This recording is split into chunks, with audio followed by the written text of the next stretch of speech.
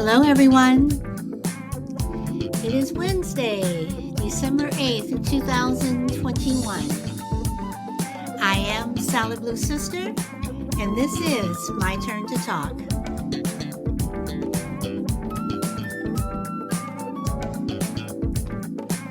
And as usual, I hope everyone is having a wonderful day, wherever you are on the globe.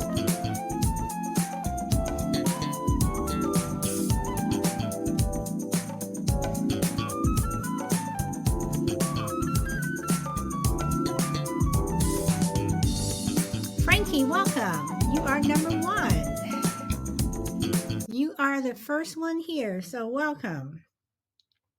And I hope you're having a good day. So, we are going to get started. And today we're going to be talking about, are people addicted to religion? Is having faith in something and constantly quoting Bible verses to people the same thing? Do people take religion too far? Is one religion better than others? Is religion cultural? So those are the things that I would like to try to talk about today, and get people's opinions, and see what people have to say. Um, they always say that there are the two things you're not supposed to talk about are politics and religion.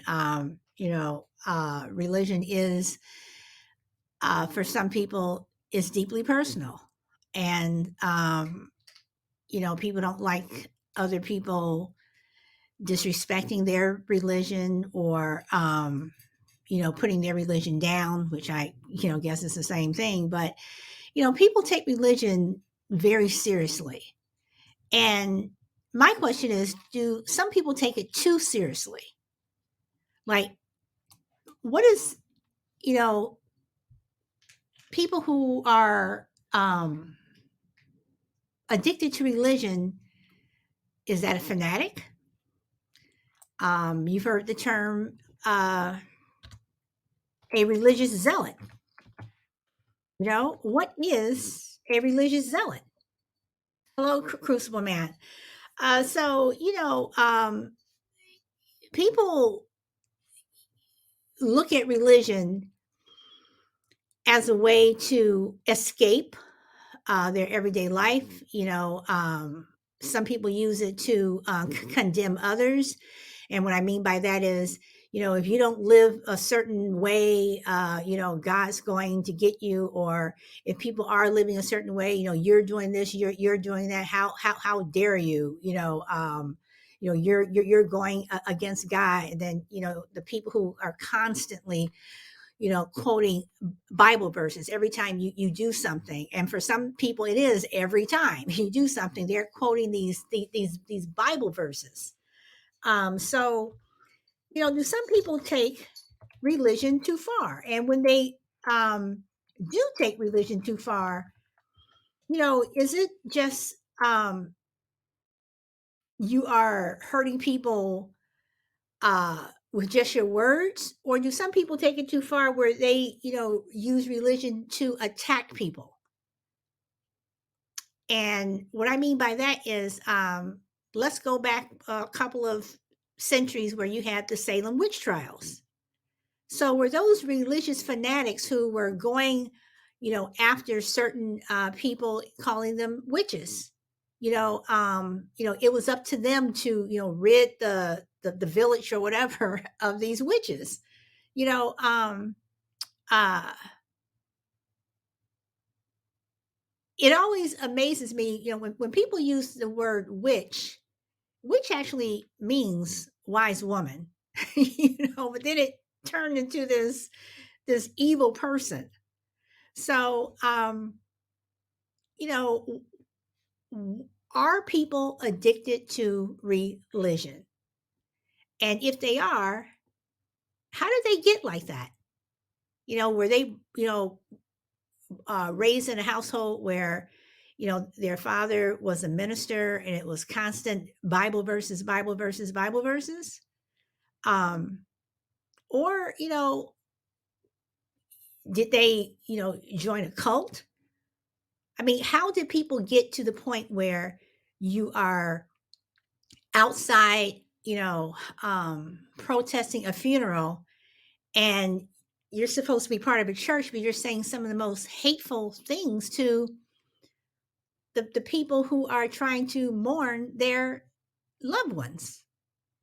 So, having said that, I'm going to open it up. Frankie, yes, I'm going to send you an invite. I do know you're at work, but we will see. And Crucible Man, I will send you an invite, and everyone else will trickle in. Oh, there we go. All right, you have the mic, Crucible Man. I'm not overly religious, and I don't really know a lot of very religious people. I just kind of make my judgments about it from what I read and what I see on TV. And addicted is a bit strong for me, but I would say highly reliant. A lot of people are highly reliant on religion. There's a lot of hypocrisy in religion, as you noted. People have been known to weaponize it and use it against people in a very judgmental way, which is kind of the antithesis of what God is supposed to be about. But I think a lot of people use it as a cover for their bad behavior. If they go to church every week, they read the Bible, they cite the verses, they do all of the superficial things that would indicate you're a good person, but then they, like you say, they're standing outside of a funeral, or they're using it to condemn or judge people. And so I think religion can be misused, and it's like a lot of things. You use the word cult, and I think that's probably pretty accurate. When you get like-minded people, collected under one roof, either it's a physical roof or a spiritual roof, you can get a real group think type of mentality where it becomes the opposite of what I think religion is supposed to be. So, like I said, I don't know a lot of religious people. I'm not religious, but religion is, I think, a different deal from being a good person. People who go to church think they're good when in fact they may just be going to church. Okay. I'm going to pick up on something that you said. You said that, addicted may be a strong word and it's more reliant. And again, I purposely said addicted because there are people that are addicted to religion, and there is a such thing as religious OCD. And they call it the God drug, that people are addicted to it. That people, they use it. Welcome, Big Chief Thunderlung. People, are addicted to it, where all they can do is just go to the Bible, and whatever is going on in life or whatever happens, that these people literally run to the Bible, and people actually go to get help for it, and it is an addiction. So, that's why I said, are people addicted to religion? Welcome, Feisty One. Are people, so into religion that, no matter what you do, no matter what you say, and I don't mean they rely on it as a scapegoat to, to cover up, some of their bad behavior or whatever. But these people are literally, every single day they walk, breathe, talk religion, and they read the Bible and they carry it around with them, as if it's this holy water, so to speak. So, why do people get that way? Why do people get so wrapped up in it? And the church that I was referring to in terms of people who are protesting outside of funerals and what have you, I do believe is the Reverend Phelps Church. They're protesting, if someone had AIDS, and they're, making, gay remarks, or if, they're protesting, people who, um, funerals at a military, who someone who was in the military, and they're saying some of the most hateful things, but they're throwing out these Bible verses. So are those people addicted to religion, or are those people just using religion to cover up their bad behavior? So I'm gonna throw that back to Crucible Man, and I'm going to send out some invites to Big Chief Thunderlong and Feisty One if you guys would like to join in. Crucible Man? No, I think you're right. There are people who are addicted to it, and I think part of that comes from it's a cover for bad behavior, but I think they use it as a way to to be superior over other people, to get an air of superiority. I have a better relationship with God. I'm closer to God. I'm more godly. I read the Bible. I go to church. I do these things that automatically, by default, it makes me this kind of a person, and it makes you, because you don't do them, this kind of a person.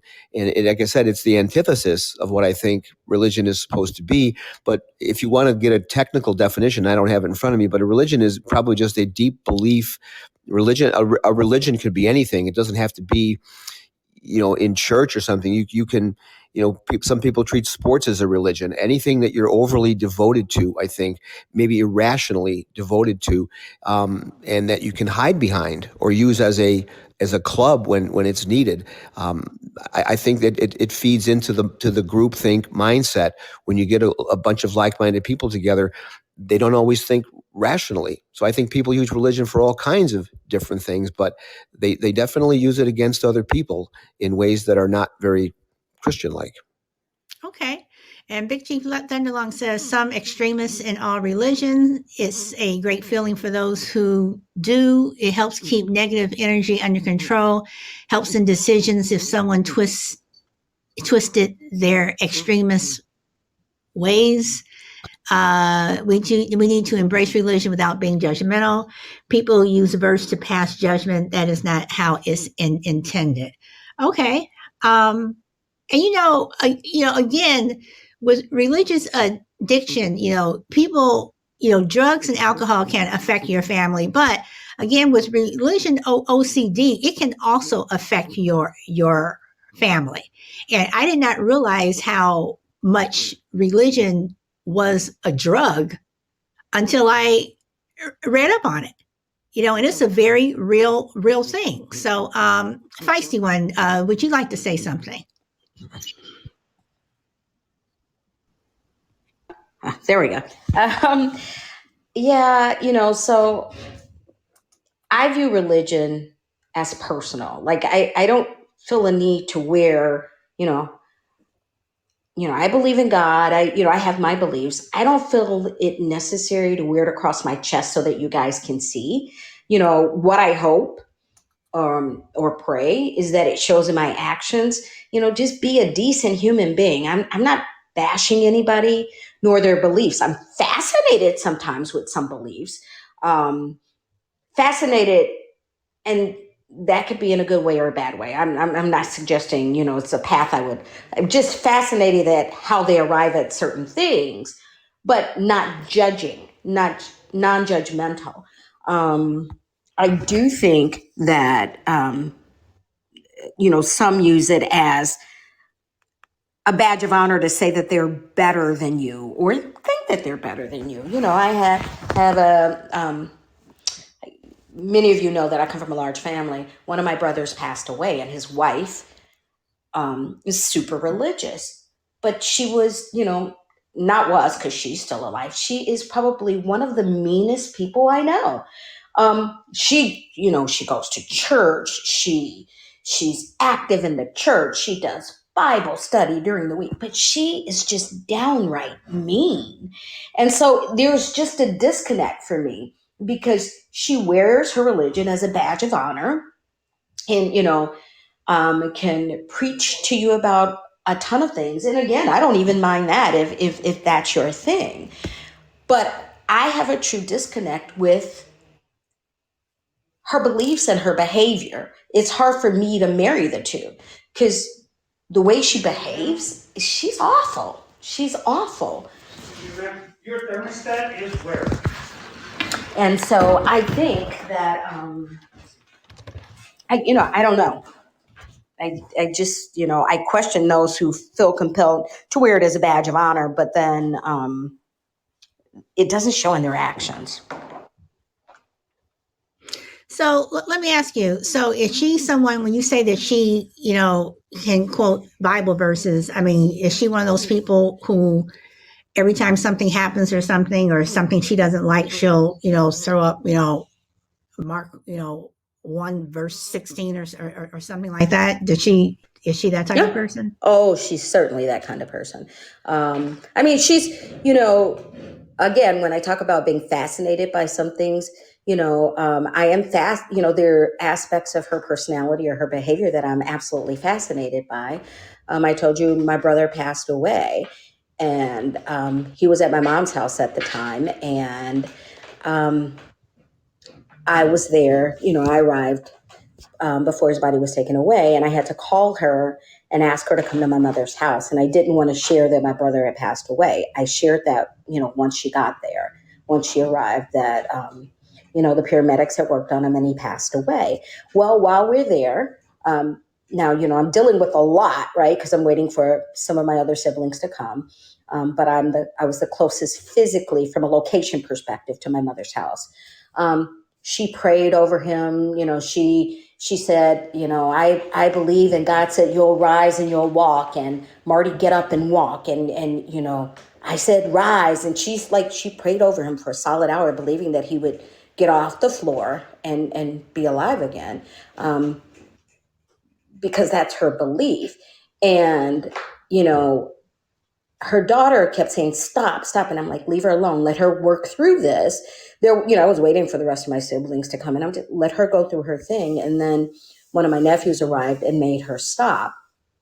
But when I say I'm fascinated, that fascinated me. But she's, so yeah, she quotes Bible verses. She walks the talk from attending church, studying the Bible, but her behavior, when I say she's mean, she's mean. She's a very mean. I mean, just mean. She's mean. Like, you walk in, like, she doesn't speak. She's mean. And,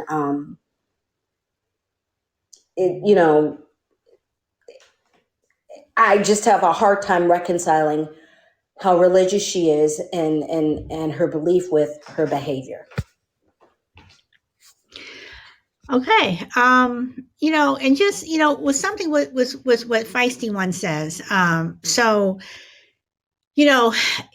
Again, religion can be an obsession for someone. And, we have, I don't know if they even use this word anymore, zealot.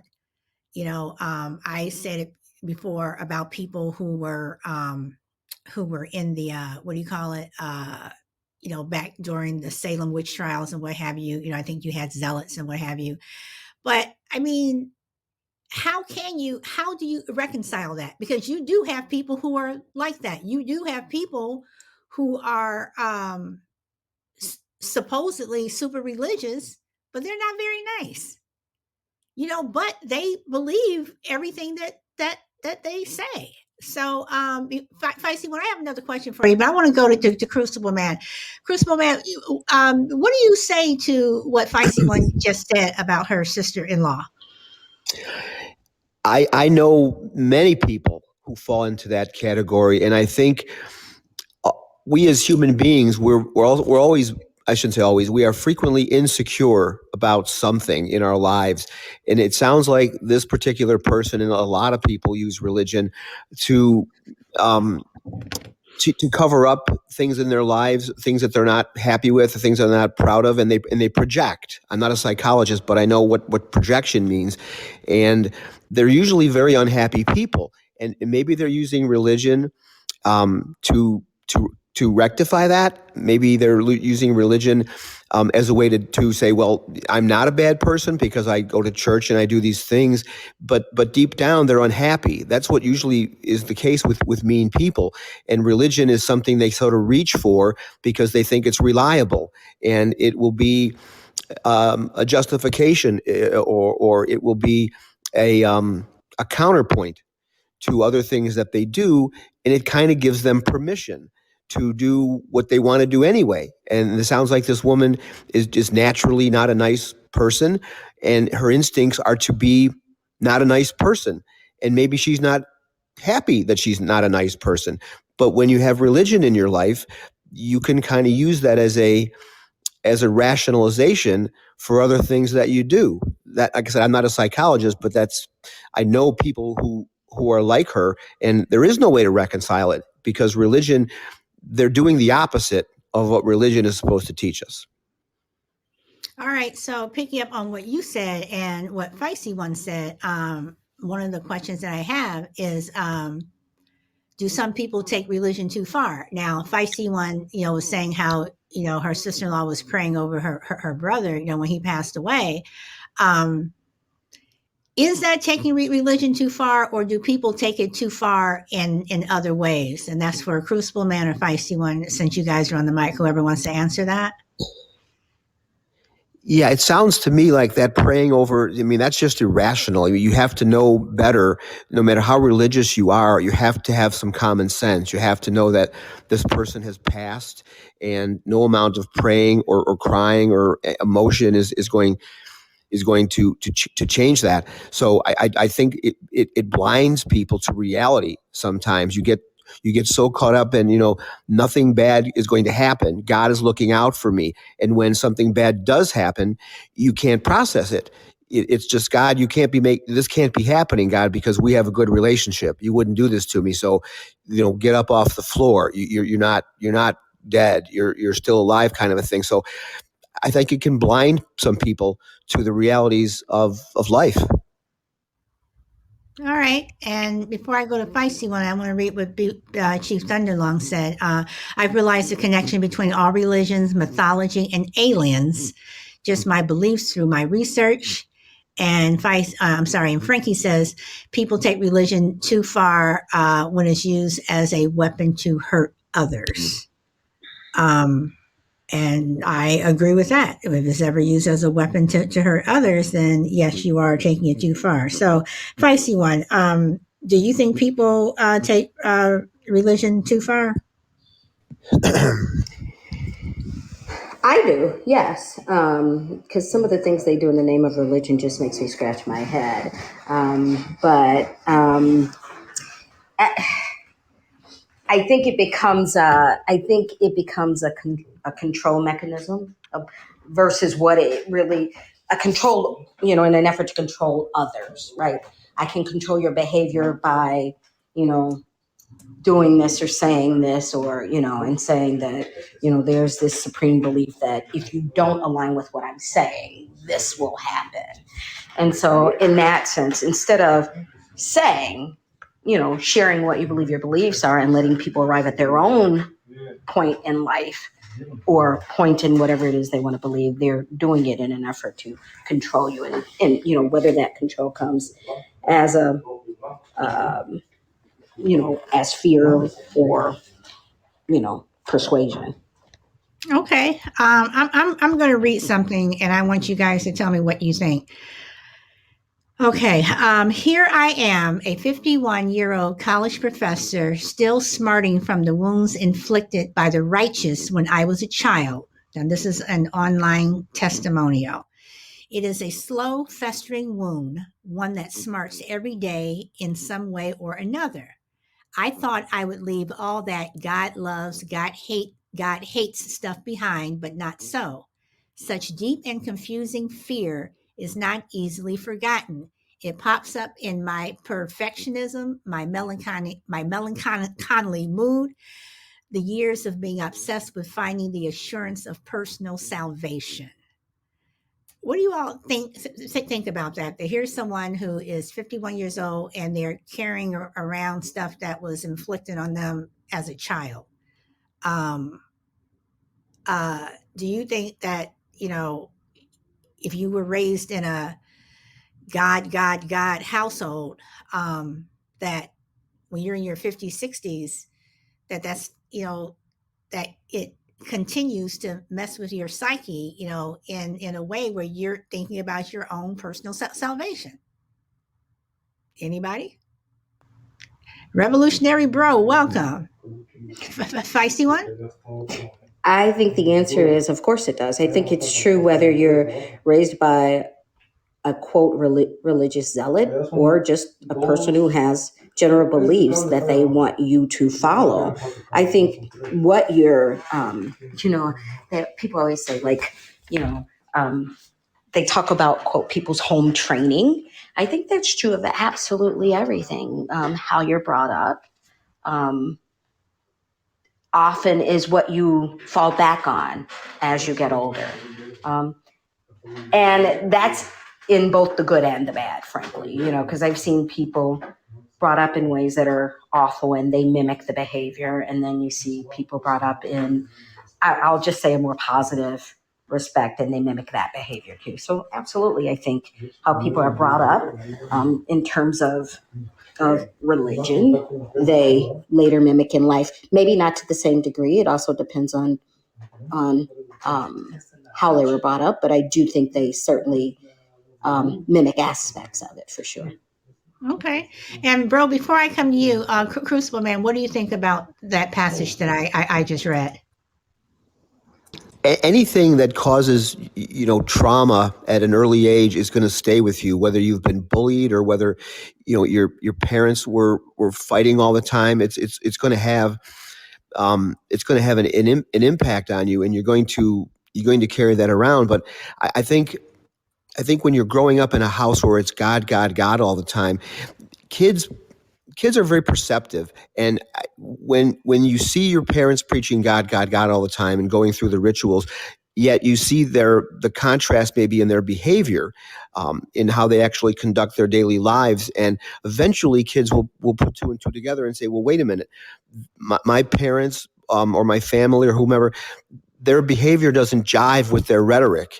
And eventually you can become disillusioned by religion because you grow up thinking, well, God, and that's supposed to be good, but yet you witness the disconnect between that daily preachings and daily behavior, and it can be disillusioning. And if it's affecting this guy at age 51, obviously something was seared into his memory that that religion now is maybe not the most pleasant subject. Like it's it is not serving him the way it is supposed to.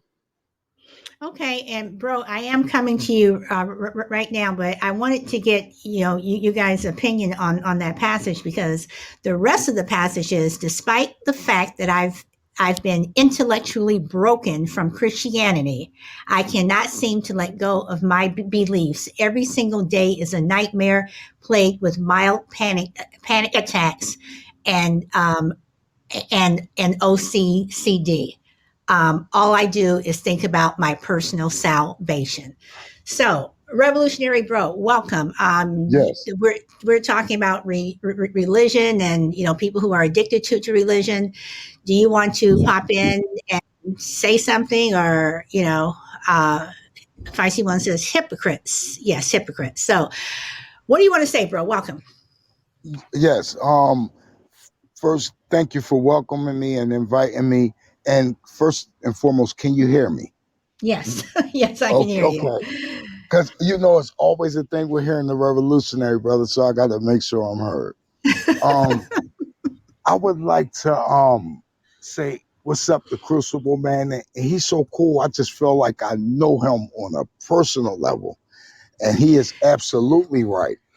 What religion does is they indoctrinate your parents.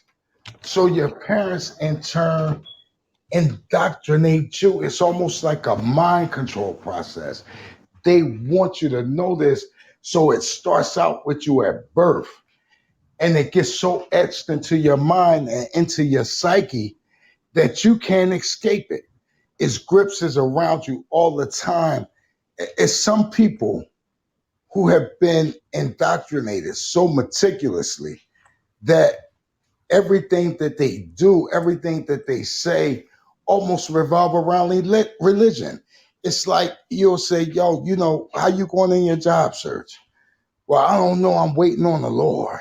They say stuff like that, and after a while, it don't even seem surreal no more. It seems crazy to me that this thing got them so wrapped up that they can't forsake it. I mean, they can't let go of it. And it seemed like it got the grips on them to the point that they're no longer thinking for themselves. And that's what religion does to people. It thinks for you. There's even a passage in the Bible that says, lean not on your own understanding. Well, if you're not leaning on your own understanding, whose understanding are you leaning on? It sounds to me like there's a billboard that has been placed in your mind. And since you haven't updated your billboard and put anything on it, what they have done is they have placed something on it for you. Okay, but bro, when you quote lean not on your own understanding, are you Mm-hmm. for lack of a better way to say it, are you Uh-huh. dissing God? No, I'm not dissing God. I'm dissing those who would write such a thing and would say, you don't have to think. Let us think for you. That's But isn't exactly okay, but okay, so now we're getting into a different no, but conversation here because what where I'm okay, saying is this is where the addiction come from, allowing them to think for you. You get addicted to not thinking for yourself. I gotta think about that one. So I'm gonna open it up to Crucible Man or Feisty One. Do one of you guys have an answer to that? Because I gotta think about what Revolutionary Bro just said. Does anybody want to answer that or tackle that one? I'm going to return the compliment to Revolutionary Bro. What he just said was brilliant. People sometimes use, and the job search analogy was a good one. What's going on with your job search, or what's going on with your weight loss, or what's going on, whatever you're struggling with. I'm waiting on God. I'm waiting on God, and it kind of takes you out of the equation. It takes you off the hook, as it were, because you're waiting on God. And I mentioned something earlier in your show about the collective mindset of people when they get together, and Bro just alluded to it. It's groupthink, and you're all thinking for each other, but no one's thinking for themselves, and that is correct. It's like, let us think for you, and that is how religions can become cults, and how they can become very Yes. insular, and there's no outward thinking anymore. It's just this insular thinking and this insular behavior that they don't relate to the rest of the world, but it's okay because it's all done under the guise of God and religion. Okay, but okay, I understand what you're saying. There, welcome, Bright Grace and Prophet to the Nations, Autumn Miller, and welcome, Juju. I understand what you're saying, Crucible, but at the same time, when say lean not on your own understanding, isn't that just basically saying that you know not that you can't think for yourself, but that you should involve God in every You should be aspect led. Your actions of should be your led by life, but God. not in a fanatical way or anything. But just the fact that in our day to day, we should just include God, just have Him, just know that He is participating in your life. But but Anybody? but let me say this, sis. Listen, do you know that if they can get you thinking that God is thinking with you, if they can get you to think that, then what they can begin to do is control how you think. And when people control how you think, they control how you move. Do you know that most people that put up a post on any social media, asking for funding, we can skip right past that that post without even giving it a second thought. But when they ask us to do tithes and offerings and get a drummer some, get a piano man some, get the choir that just visited the church some, we don't have no problem doing that because we have been indoctrinated to think that when we participate in things like that, what we're doing is we're falling into the good graces of God when we're actually just giving money to those who we can't even verify how they're using the money in the name of the Lord. Okay, and I understand that, but I guess what's throwing me off, and I don't mean to, run this into the ground, but the fact that you brought up a proverb that says, "Lean not into your own understanding," Uh-huh. and again, you said the person that wrote that, but who wrote the Well, Bible? well, well, let me say this. Let me say this. It's not now if a book fell out of the sky, and let's say, for instance, it fell on the head of Sir Isaac Newton. Let's say, for instance, it fell on the head of Socrates or any other, philosopher or any intellectual of an earlier time.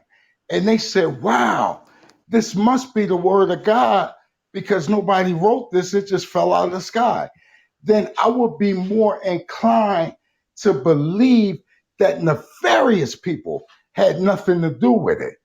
But I'm in the mode of one who believes that the people who wrote religious texts, which is why they hid certain texts, which is why they didn't include certain texts in the Bible in the first place, were those who wanted that book to be structured to say not what God wanted it to say, but to say what they wanted it to say. You bring up a couple of points. You bring up a lot of interesting points. I'm just trying to decide whether or not I agree with you or not. But taking what you said, bro, and anyone else, before I keep going, I'm gonna go to feisty one. Do you want to comment on anything before I go on to talk about what bro just said? So lean into not your own understanding, I think, is basically saying God's will and God's way, because we're sinful. So you follow God's will and God's way. But I totally get what he's saying. That again, it's another way to control, or could be another way that people are controlled, right? Is just because you're relying on somebody else's interpretation of what things mean, right? So I get where he's coming from. Okay, so all right. Okay, so are you all saying that the Bible is not the issue, but the way people are using the Bible is the issue? Anybody? Crucible, feisty, bro? All right, let me say this. Let me say this. No, wait. I'm just no. Wait, just can you answer that first? Is it the Yeah, way? Are that's you what I saying want to that? do. I want to answer it in this way. Okay, All right. all right. Remember, it was the religious organizations, i.e., the Catholics, who created the Dark Ages. What they did was they went into the library, took away all the books, burnt them, and hid and destroyed everything. And they created a whole period of over 1,500 years that man couldn't learn anything for themselves. And at the end of that dark ages, during the Renaissance period, they had begun to give information back, but they only provided what they wanted us to have. I'm scared of an organization that could do such a thing. I fear them. So, do you fear religious churches, the Catholic Church, Yeah, the? I mean, yeah, because I really feel like what do they really want from us? And what type of program have they put together to make sure that from the point of Renaissance on, that they will be able to dominate the thinking of the world? So, okay, so let me ask this because this was one of my questions that I had today. Is one religion better than the other? No, Okay, and then no. Feisty says, "Do you fear structured religion? Is that just? Are you asking Bro that Feisty, or is that just for anyone?"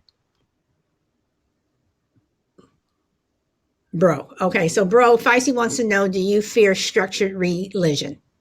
Yes, because it is put together in a way that however they set it up, however they established, it was made sure that it will work in their favor. And this is why there's so many religious denominations, because whenever one sees that another one has put out something that's not working for them, they form another religion, therefore breaking away from the previous one. Well, I do know that that's what Lutherans did with Catholics. So, okay, my question is religion cultural? And I mean, it is because we have different cultures in this country. But in the end, are all religions basically the same? Anybody? Yes. Okay. Crucible Man, do you want to jump in on this? Yes, I think they are all the same in that there is an indoctrination that goes on and there is a control that goes on. But I think in some cases, depending on the service that you're at, religion can sometimes be used to give false hope to people, and they attach themselves to it. Kind of a correlation. What Bro said about um, I forgot what he said, but he said a lot of things, but they give false hope sometimes, and you waiting on the Lord to do something. And I used to attend services at this church a while back, and the theme was always the same, and it was very uplifting. It was very positive, but it was always along the lines of material things. And they would talk about, this week you're going to be in God's favor. You're going to be getting rewards and bonuses and money and things like that. And people would pray over that, and it doesn't. I don't think it works that way. I don't think if you pray to God for money, you're going to get money. But that they instilled this collective, I thought, was false hope. It was a very positive message. God will favor you this week, but it had people praying for things that God just doesn't necessarily deliver. But it was a form of control. We had everybody on the same roof, and we're all pulling on the same end of the rope, and we're all believing the same thing, regardless of the plausibility of it. So I think the control and indoctrination aspect probably exists in every religion, and not to get too deep into the money side of it, but part of that is you get people showing up every week and doing their tithing and donating and whatnot, and somehow that conveys favor from God. You've contributed to the church, therefore God looks favorably on you. So the control thing is very strong, I think, in every religion. And I don't think one religion is better than the other, but they do kind of promote the same things. You know, Yes. when I look at God's favor, I don't see it like that. I don't see it where, I mean, yes, you have people, in every religion, you have them passing around the collection plate, and they're saying, "Oh, give, give, give," whatever. And people do, they tithe their 10%, which I don't, think that that is necessary, whatever. But I don't see God's favor like that. I just see it as, if you are living a good life, you will receive God's favor in terms of, when you finally cross over, and He calls you home. If you believe that, that He will welcome you with open arms. And I still truly believe that, like I said on the show yesterday, that God may not be there when you want Him, but He's always there right on time, and He's there when you need Him. I mean, he is there when you need Him, and He's there when you don't.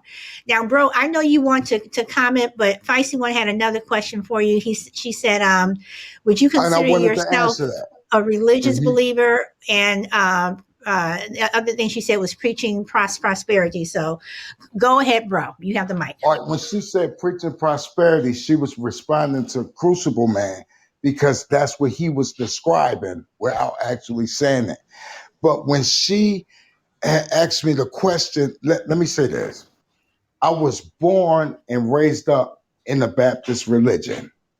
But even as a child, I understood that it was something wrong with religion because whenever I had questions for religion, it never gave me direct answers. They would say things to me like, "Well, if God wanted you to know that, you would know," and all. It's like they're evasive, like they're elusive when it comes to answering questions. But what I really wanted to say was, Solid Blue Sister, when we go through religion, what we try to do is, in order to get an efficient understanding of it, what we will do is we will put our own stamp of approval on what we're hearing. And when we do that, we are no longer subscribing to what's in the religion. We're becoming a religion in and of ourselves. Do you see how you just explained what you thought that it meant? That's what you believe. You're not believing what it's actually saying. You're actually believing what you think it meant. That sort of mind control is deep because we are making say something that it don't, just to be able to line up with it, just to But be able isn't to that? But fall in isn't line with it. that? But okay. But isn't that what you're doing? I mean, isn't that what we all do? We all see the Bible or whatever, or we see life, and we make it fit what we believe. This is what I believe. This is what it is. This is the meaning. Aren't you doing the exact same thing? No, ma'am. I'm trying to freak. It's like the movie The Matrix. What they wanted everybody that was coming into the movie The Matrix, what they wanted them to do was, those who were becoming a part of it, was they wanted them to begin to free themselves. Do you know that? Let's go back to a time that's called the time of Adam and Eve. They didn't have a Bible. They didn't actually have a text. What they had was their spiritual connection to their God. I think that what religion has done is it broke your direct spiritual connection, and then they became a liaison. But when you joined the liaison, you no longer was doing what it took to have your direct line to God. You was going about it how they wanted you to go about it. So actually what they're doing is they're causing an interference between you and your God. Okay, let's go to Adam and Eve. Okay, Adam and Eve did not have the Bible, but didn't they have God talking in their ear? And didn't he provide different ways to communicate with them in terms of the difference between right and wrong, the serpent, what have you? Didn't God you know, talk to them? So they may not All right. have had the Bible, but they did kind of have a direct line to God, if you believe, the story of Adam and Eve. So Do you know what I really believe? I really believe that we can honestly and fairly use the Bible as a moral compass. It's sort of like our guide to how we should be living and stuff on earth, like sort of pretty much like a blueprint. It shouldn't become this big religious, affiliation or organization where you have the Catholics only third as far as wealth, and they're third only to the Rockefellers. Well, not the Rockefellers, the Rothschilds, who have more than half of the money that exists on the planet. How are some of these churches becoming mega churches? They got ATMs in the churches. Some of them even have McDonald's and other restaurants. And I don't think that God was supposed to become a business. And Oh no, religion is a no, business. it is. It is. But before I go on, I want to recognize what Crazy Lady says. If I can help one of my brothers or sisters, I will, because anytime I ever really needed something, it always came. But when I wasn't doing right, nothing went right. And there is the saying that goes, "This is happening to you because you aren't living right." Some people have heard that saying. Bro, you're bringing up a lot of interesting points. But before I go on with you, I'm gonna just say, Crazy Lady, you've been waiting patiently. Is there anything else you would like to add? Um, no, that's just, the way I believe because, when I say when I wasn't living right, it's like I turned my back on my beliefs and, my faith and was like totally the opposite. And yeah, nothing went right. And when I really needed help, it wasn't there because why? Because I wasn't deserving of, how do you put it, like God's grace or whatever? God, some people say God's favor. Yeah.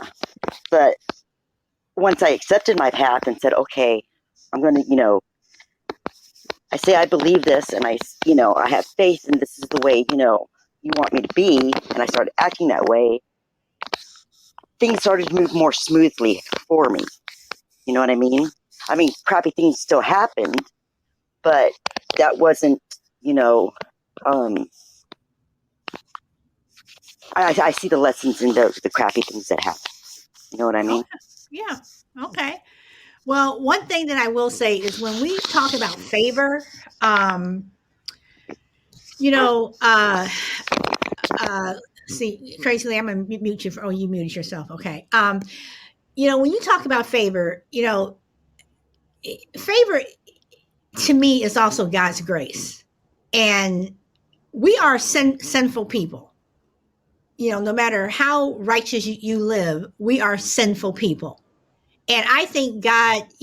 When I look at when I when I look at grace and favor, I think that God, still gives us his blessings in spite of the fact that no problem, feisty one, that he is giving us his favor, his grace, in spite of the way we behave, in spite of the fact that we are sinners.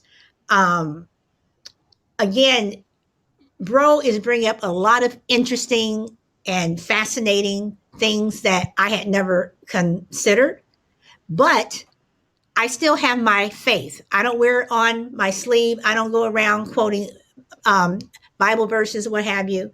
But I still have my faith, and I believe in the Bible. I believe in God. I do believe religion has become a big business, as Christmas has and Thanksgiving and everything has. We have made a lot of stuff big business that should not be. But I don't think that I'm being controlled by, any particular person or being, whatever. I mean, I still have my free will. So I don't know. And I'm gonna go to Bro, and then I'm gonna go to Bro. I'm gonna go to Crucible Man first, and then I'll come back to you. Crucible Man, do you want to respond to anything that Bro said? Yeah, I think, people typically turn to religion when they're trying to make sense of things that otherwise doesn't make sense, or they're kind of, as a last resort, they turn to God because they don't know what else to do. Their earthly solutions are not working. But I think what ends up happening there, the people, when they turn to God or they turn to religion, they're very vulnerable. And I think what ends up happening with the groupthink mentality and with the mega churches and things, they start to prey on that, and they tap into that vulnerability, and they tap into that insecurity that people are having, and they know there's a reason why people show up at church every week. They're seeking answers to something. They're seeking order in a world that doesn't have order. And I think the more we feed into that, the more predatory the church environment can be, because they know people are searching for answers. They know people are trying to find, sense in a world that doesn't make any sense. And they use religion as a way to kind of bait that hook. And now once that people have bought into this notion that God is the answer to everything, people want to hear that because they're out of solutions, they're out of answers. And so they turn to religion. And I think it ends up being almost can be a self-defeating proposition because it can be misused. Okay, and Crazy Lady says, do you think religion is going through a major change at the moment? I think depending upon what you interpret religion to be. And Revolutionary Bro says, amen, Crucible Man. And Bro, you have the mic. What do you want to say? Let me say this. Crucible Man is absolutely right. Do you know the best form of mind control that one could ever produce is controlling the minds of the masses while they don't even know they're being controlled? Listen to this, guys. When Harvey Weinstein and R. Kelly was nabbed and snatched and grabbed for, like Epstein, like girls that were underage and messing with all kinds of women that the world went crazy. And everybody had an opinion as to whether they were innocent or guilty. But it seemed like when priests, when pastors, when rabbis and everybody else faced the same charges, why do we become so quiet? Do we think that they raped and pedophiled in the name of Christ or in the name of Jesus? See, we got to use the same litmus. As a matter of fact, it said that the stripes for those who know, like pastors and everything else, would be more in number and even more severe. Yet we don't look at life like that because we're being controlled by those very entities that do these religions. And it's almost a crime. Do you know, Solid Blue Sister, I almost feel for people because when I see them, they're going to church. They even practice cognitive dissonance. That means for things that they can't even verify. We can't verify whether or not Christ walked on water. We can't verify whether or not that the sick were healed or sight was given to the blind or anybody else. But not only will we die for that, we will kill for that. It's crazy how they got our minds so psyched out that we argue for one another for a position of people who are getting money from the congregation, which is the regular community of that area, who don't even really give nothing back in return. They don't have no real love for us. So why do we? I'm sorry, go ahead. Go ahead. No, go ahead. Go ahead. I was just going to say, you are absolutely right when you say, we'll go after the R. Kellys, and the Cosbys and, and the Weinsteins. But, when all these charges started coming out, years ago with these priests and everything, people wanted to be silent and people wanted to say, oh, no, Father Pete would never do that. Exactly. He's a saint. And Father Pete had been doing this for, 30 years. And the same thing with, Sister Sarah, you are absolutely right, but that's just the way we are. It's like, we can believe that your everyday person is a thief, but we won't believe that this celebrity who's making, $30 million a year has been embezzling another 300 a year. I mean, no, you're absolutely right. But again, I just have my own faith, and I don't think I don't think I'm being controlled by anyone, but I do believe that there are people who, if you go to some, not just mega churches, but just there are some churches where, whatever the pastor says, whatever the minister says, whatever the priest says, they take it as, that's it, that this is what he says. So I'm going to go out and I'm going to do what he says. Absolutely. All right, but I do want to, No, I'm Can I sorry. Go ask you ahead. a question? Let me ask Hmm. you a question really quick. All right, the word faith, right? Don't it mean the same thing outside the church as it does in the church? Can we agree on that? Yeah. The word faith. Okay, let me ask you this really quick. If I had a company and I said, Solid Blue Sister, I want you to work 40 hours a week for me, but I want you to have faith that I'm going to pay you. Would you still have that same faith and work for me? Honestly, it depends upon the type of person you were. Then your faith should always depend upon that, because we don't actually know Jesus. We never sat in a room with God. We don't even know if they're telling a truth. We don't Right, but even know faith, if but faith, but faith is trust. It is. I mean, okay. faith is And if we that can have that you're faith, trusting something. I don't trust everyone. I don't. So again, I so I they have this they faith. hook, line, and sinkered our trust. That's exactly what they did. They hooked, lined, and sinkered our trust, and we're trusting in them. And they're doing crazy, outlandish things like taking the money and buying homes and asking for money so that they could get a bigger jet, so they could fly around the world and make more money, but tell us so they can help more people. But it's actually making more money. Okay, but when you say that that's where people who are in the church that they have to look around and say, well, wait, I've been giving $10 a week with money that I can barely afford, or maybe they can't, or I've been giving $100 a week, whatever, and here Pastor so and so, he's driving up in a new Mercedes. His wife is driving a new Porsche. His son has it. At what point do you, as a parishioner, say, I'm not going to do this anymore? So at some point, you have to take the control and say, I'm not going to do this anymore. And welcome, Tron Cat and I can't pronounce it, Shamasa Marisa. Welcome. So don't they have, I mean, they have their own responsibility not to fall hook, line, and sinker, so to speak.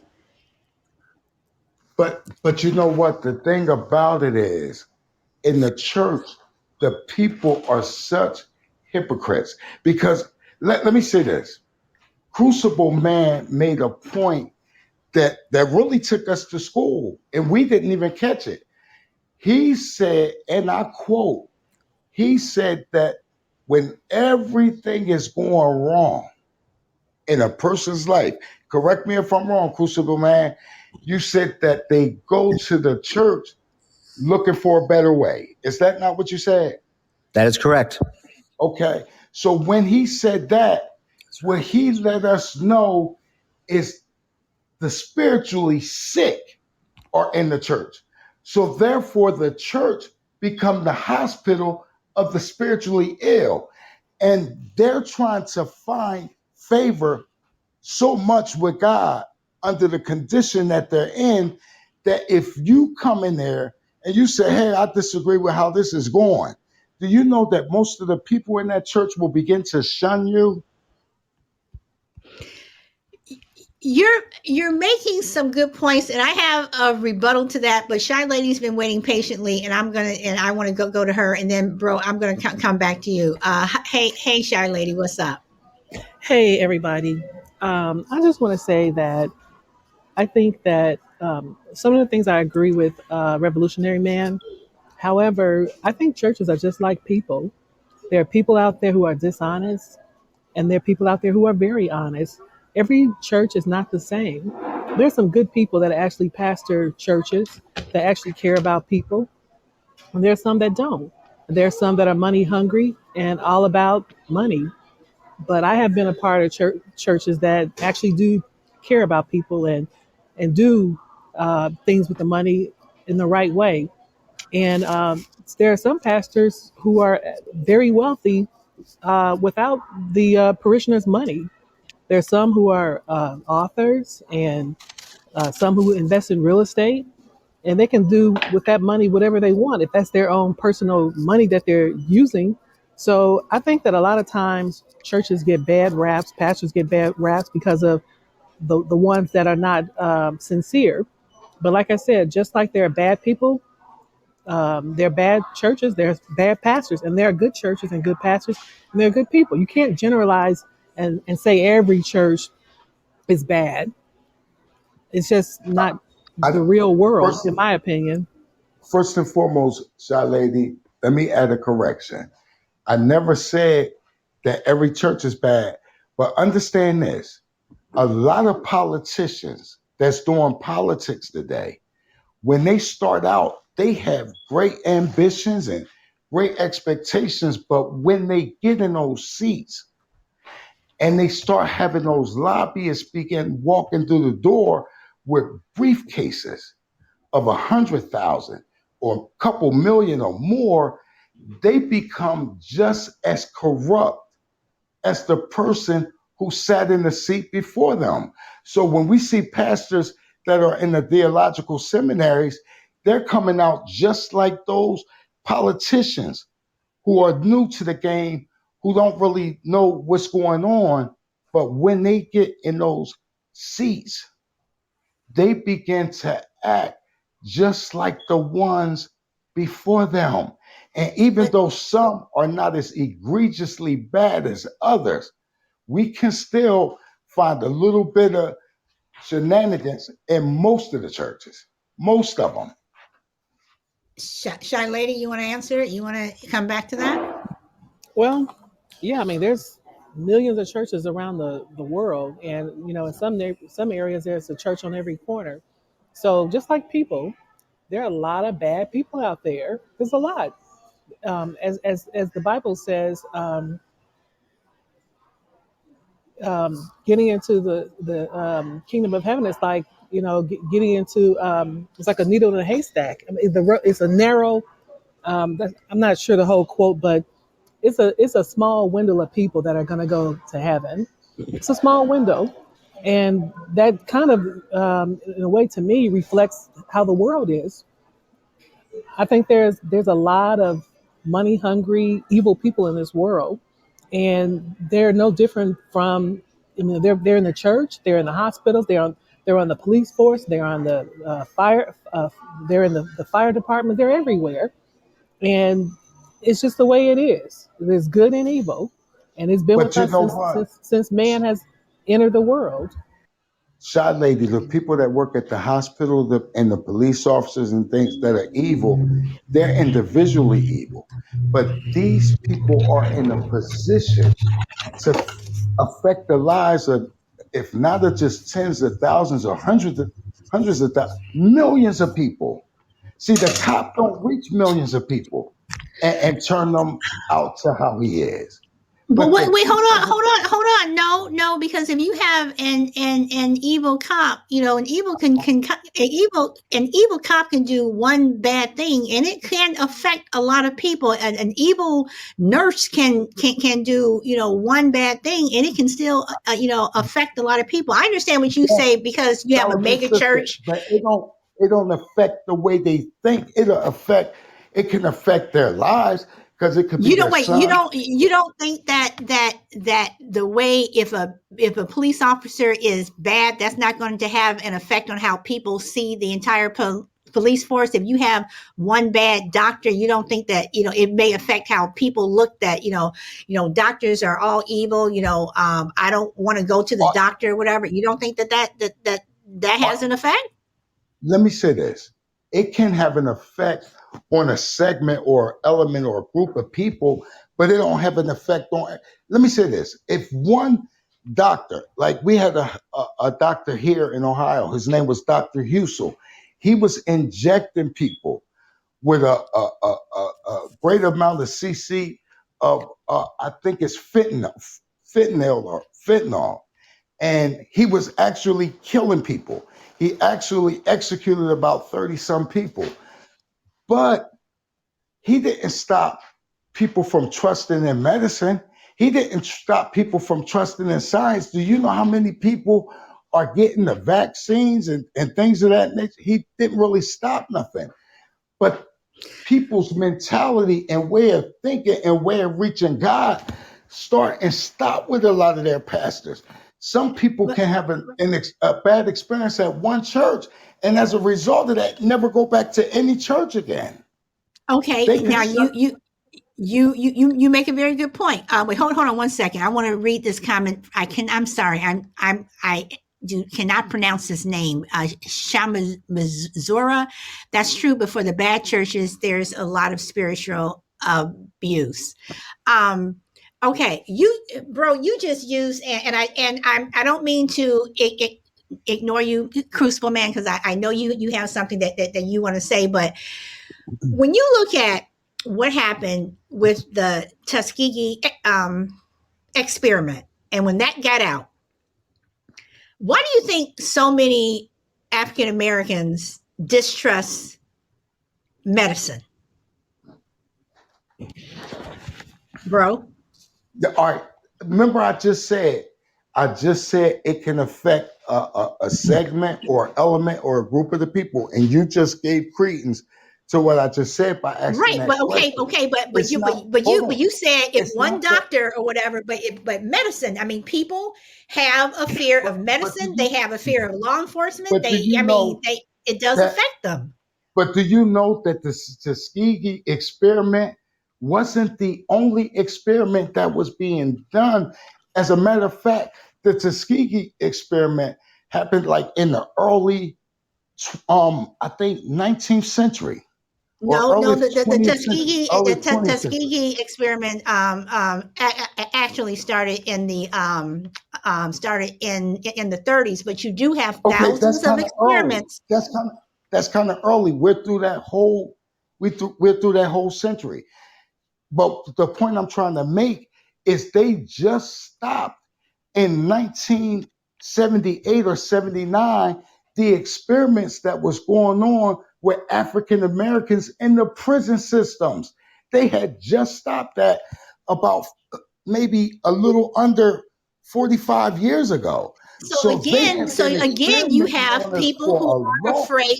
So again, you have a one segment that is still going to affect another segment of people of how they think. But you know what? That didn't stop the number of white people, the number of Europeans that got the vaccine. That didn't stop the number of Latinos that got the Well, vaccine. I'm not just That didn't. talking about the. I'm just not talking about the vaccine. You're saying that churches and some religions, that they affect how people think, and they're affecting your mind and things like that, the way people follow them and what have you. But the same thing is with anything, with any group, with any All right, let me ask you people this: it's going to affect them. whose philosophy or ideology are you arguing right now? You're arguing their ideology and their philosophy. They see the thing about it is they have done such a really good job on the masses that they don't even have to send out spiritual police no more. The masses will police themselves because of how brainwashed they have done, how much brainwashing they have completed with their program.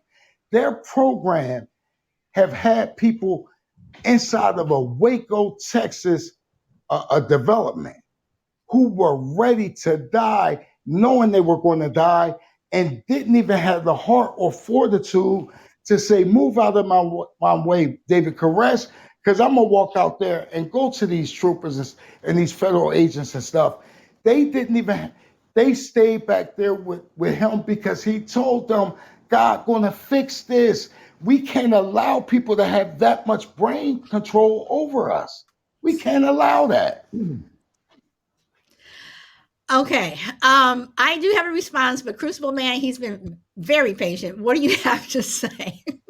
Well, Bro alluded earlier. He made a good analogy about churches as hospitals, for the spiritually sick, and religion is just another form of medicine, and we take it because we think it's going to make us better, but we don't take it in moderation. And I don't want to make it sound like I'm trivializing religion and putting it into the category of more hedonistic types of pursuits, but alcohol it can be good in moderation. Fatty foods can be good in moderation, and drugs to a certain extent can be good in moderation. But the minute we start to over rely on them, then they can become our enemy. So I think it's no different than anything else you would abuse in your life. Religion has a place, but if you let it dominate your life, other areas of your life are going to suffer. It should be a guideline, not a dogma, if that makes any sense. Exactly. Okay. All right. All right. I just want to read some of these comments. Frankie, thank you for the the super chat. She says every show gets deeper and deeper. I love them. Every show does get deeper and deeper, and yesterday's show was a doozy. Juju says she fears the local hospital. Doesn't say why, and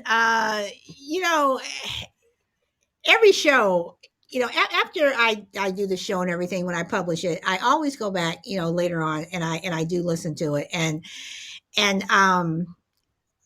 everybody always, I mean, you guys, everybody has their own opinion of things. Everyone has something to say, but everyone has something meaningful to say. I may not agree, and everyone else may not, agree with everyone, but everyone has something meaningful to say. And again, I say thank you. So I'm going to start with Shy Lady and ask her, does she want to say anything before we wrap it up? Um, all I want to say is that these conversations do get deeper and deeper. I missed a show yesterday. I have to go back and listen to it, but I do want to say this is a very good topic, and I think that everyone has an opinion, and it's just that from what I've been listening to, there's a lot of negativity toward the church, it's particularly mega churches and pastors. And my thing is that everybody is an individual and has their own mind. Yeah, people can be persuaded, but it's like anything. It's like a drug. It's like drugs. Everybody has their own. Um, they have their own choices. They have choices, and I just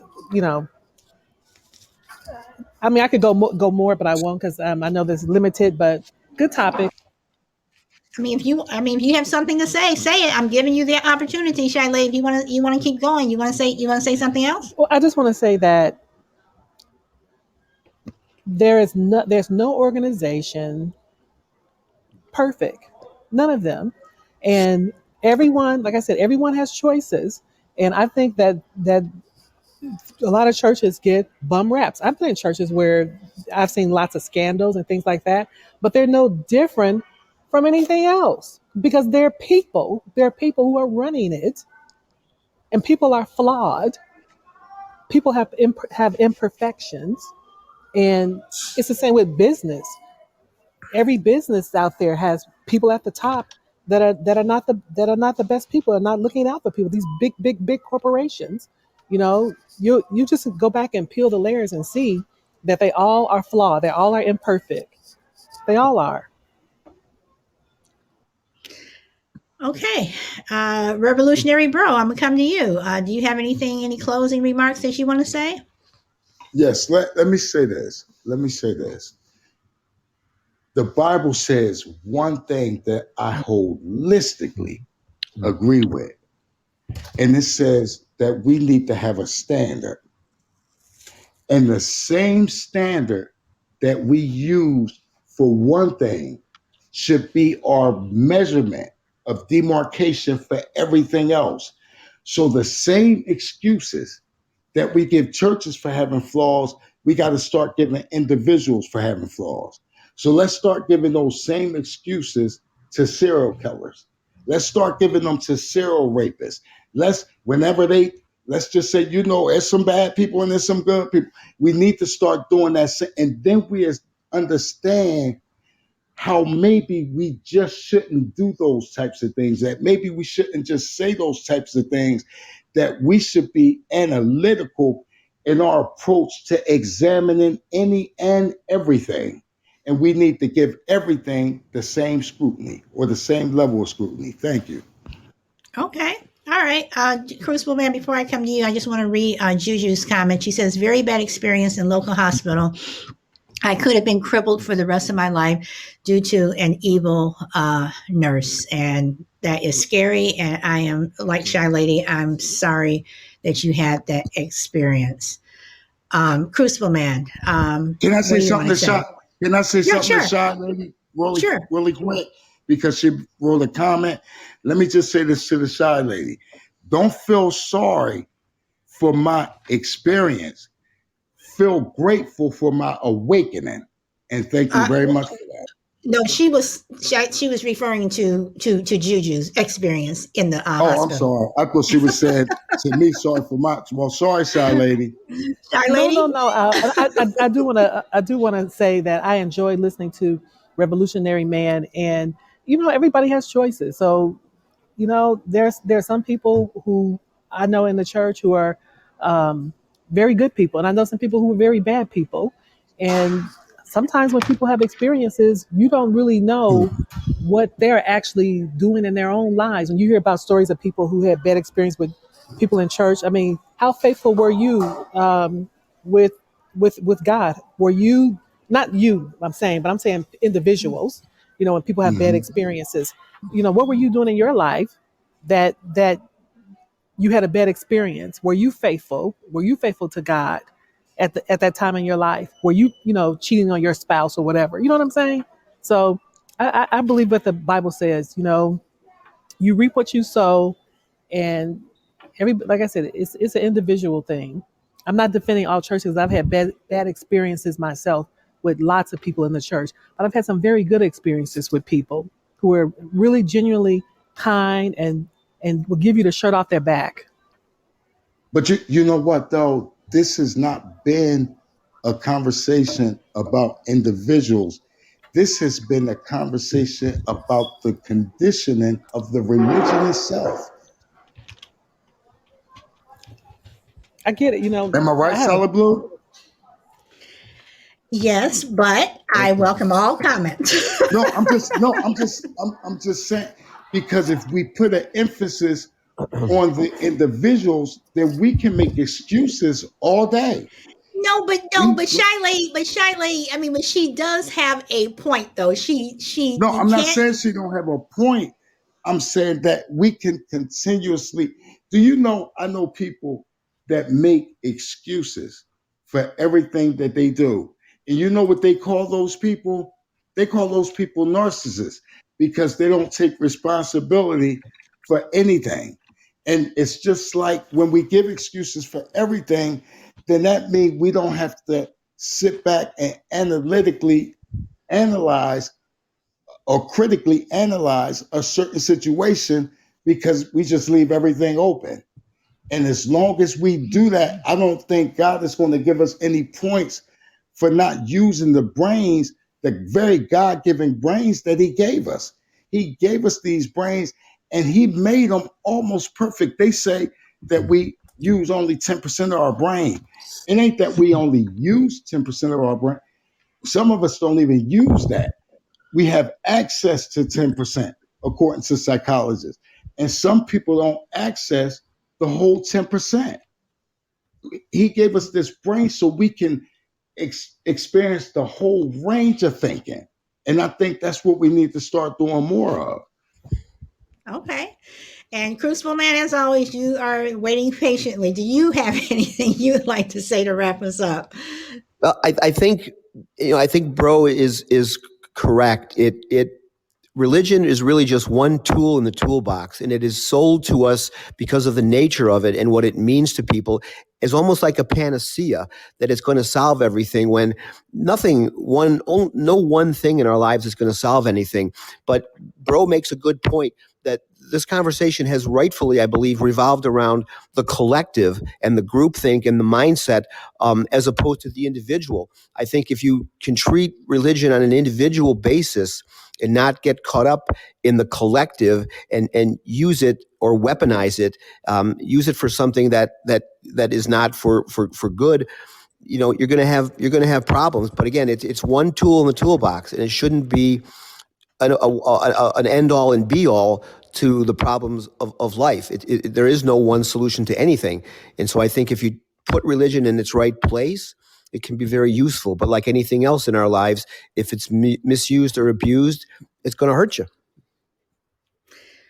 Well, you know, technically on Podbean, you can go 2 hours, and my show is only, for me personally, my intent is to take it 1 hour. And when I say, you want to have any last minute comments and everything, I purposely do that because I know it's going to go another 15 minutes or something. And I never want to be that host that I say, well, we only have 1 minute remaining. Okay, you got to go. And then the show just cuts you off. I'm never going to do that. But again, everyone has brought up some really, really good points, good points. And Frankie, thank you for saying you love the show. I enjoy doing it. In fact, I'm having a blast, whatever. But thank you again for all of you. But I do want to say something to Revolutionary Bro and Crucible Man. I'm going to call the two of you all out because you all have this bromance going throughout the show. And Revolutionary Bro, when you came on, you were like, "Oh, I just want to point out Crucible Man. He's so great and everything." Well, No, I say he's cool because well, whenever wait, I hold on. I'm I'm just teasing you because I'm like, aren't the rest of us cool too? So I'm just saying, So I'm just teasing you here, but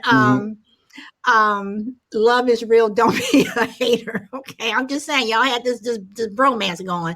So yeah, but everyone, thank you. I love doing the show, and bro, when you come on, you say some insightful things, and Shy Lady, I know you have your faith, and it's interesting, to hear the two of you guys,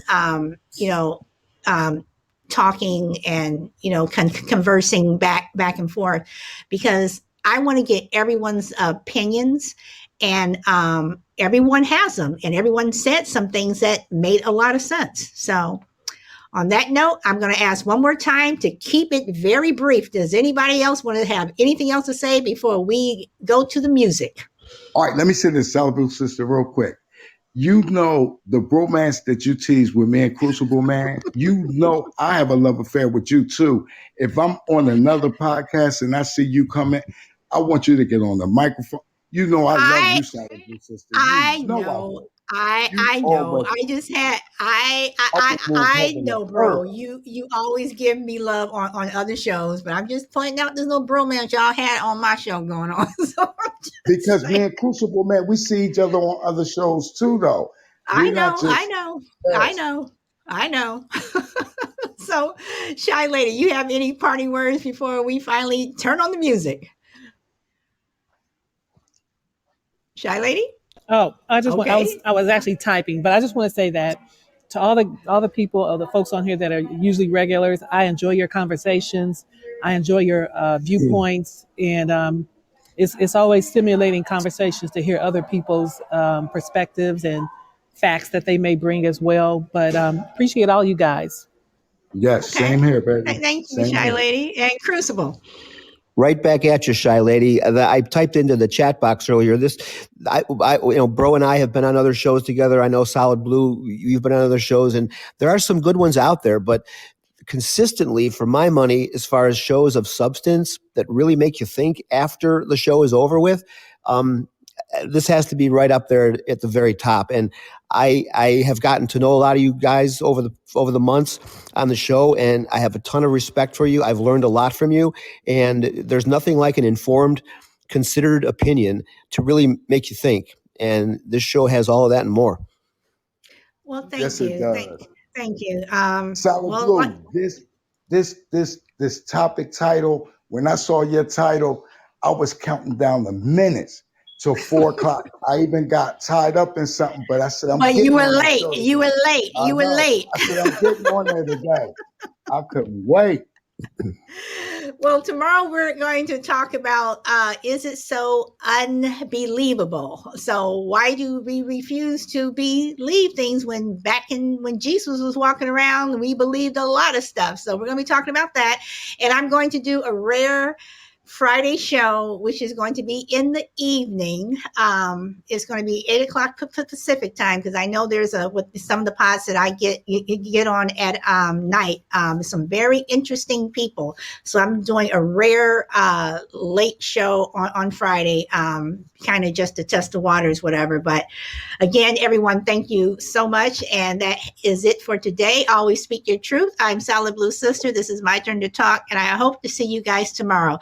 Shine Lady, it's going to be 8 o'clock Pacific time. So you're in the Midwest, so that would be 10 o'clock your time. I might move it up an hour, only because I start to fall asleep. But anyway, but right now it is scheduled and it is on my list, 8 o'clock Pacific time. And I know you are at your basketball game with your son, so no worries. Okay, guys, that's it. I hope to see you guys tomorrow. And G Money, thank you for popping in. And I will see you later. Bye. Shy Lady, Juju, Revolutionary Bro, Crucible Man, Frankie. And Frankie, thank you for your pod beans, your super chats. Everyone else, thank you for your liking the show. And I'm sorry, I'm having a hard time with your name. You're going to have to come on and correct me. Shamus was, I say it differently each time. I apologize, but thank you for also coming. This has been an interesting show. Well, I'm going to give you the mic really quick. Can you just tell me what your name is? Can you pop in and just say the name for me so I know? Hello? Yes. Hi there. Interesting conversation. I joined the other end. But my name is Shamiso. Say it one more time. Shamiso. Shamiso. Yes, it's a Shamiso. Zimbabwean name. Okay. All right. I just want to make sure I don't like messing up anyone's name. No, that's All right. okay. All Thank you so much. All right. Because I know one thing that I hate people doing is, when they mess up your name. So, Shamiso. Okay. Let's see. And bro, you keep me on my toes. You keep me on my toes. So, always got to keep thinking. And Juju, I hope you are enjoying your pool time, my friend. And that is a very nice pool that you that you have.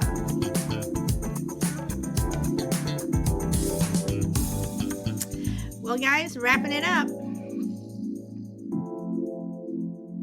So thank you very much. And again, I hope to see you guys tomorrow. Bye.